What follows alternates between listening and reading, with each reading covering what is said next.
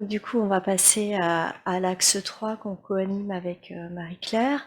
Donc, on a différents groupes de travail et un de ces groupes de travail, c'est un des objectifs d'un des groupes de travail, c'est de justement référencer tout ce qui est mode d'action des SDP et des biostimulants. Donc, c'est un gros groupe de travail puisqu'on est 24 participants.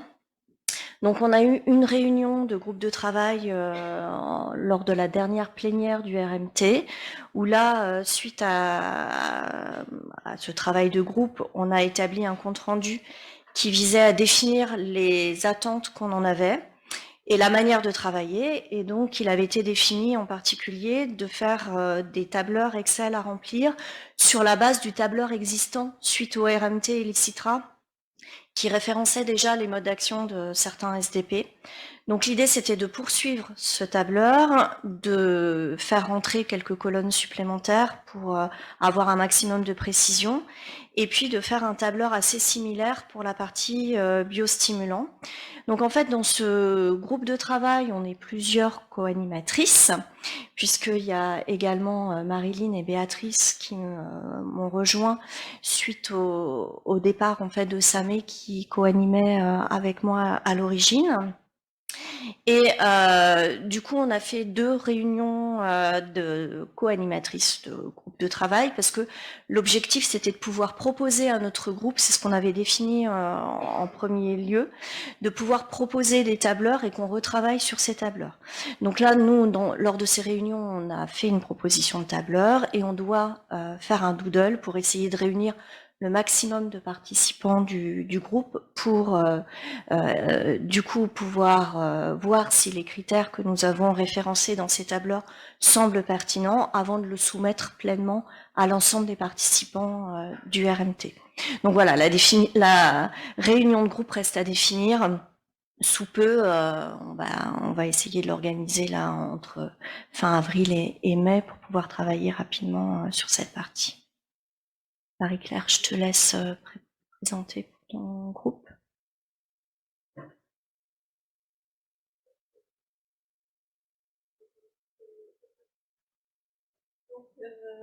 On avait décidé en fait de lancer donc un autre groupe de travail qui concerne en fait la réceptivité de la plante aux biosolutions, donc au sens large, en fonction, donc le titre est long, hein, en fonction des organes des stades phénologiques. Donc en fait, on a eu les premiers échanges lors de la dernière plénière. Donc alors c'est vrai que dans ce petit groupe, il y avait beaucoup de gens en fait qui bossaient sur la vigne. Donc c'est vrai que on avait plutôt imaginé quelque chose, voilà, plutôt vigne et plutôt stade phéno-organe. Et puis quand j'ai relancé le groupe, donc en fait là en termes de participation, il y avait plus de personnes, donc il y avait 9 personnes qui souhaitaient s'impliquer. On a pas mal échangé en fonction voilà, des thématiques qui intéressaient les uns et les autres. Et au final, on a décidé de développer 2 axes en fait dans ce groupe de travail. Un qui concerne plutôt, donc on parle de biosolutions, plutôt le côté BS et plutôt appliqué aux semences. Et puis l'autre axe plus large, donc là, organes, alors organes aériens, feuilles, inflorescence, etc. En fonction du même organe, pourquoi pas regarder l'âge aussi. Et donc là, ça serait plutôt un focus réceptivité de la plante au SDP. Donc, on a fait une réunion donc en février. Donc, en termes d'organisation, nous avons décidé en fait de se réunir tous les 2 mois parce que bon, tous les mois c'est un peu, on a tous pas mal de choses à faire. Donc, on a un gros travail bibliographique déjà à établir. Et l'idée en fait, quand on parle de livrable, l'idée ça serait de pouvoir déposer en fait des projets qui pourraient nous intéresser. Donc s'il y a des gens qui sont intéressés par rejoindre le groupe, il n'y a pas de souci, hein, vous pouvez bien sûr venir.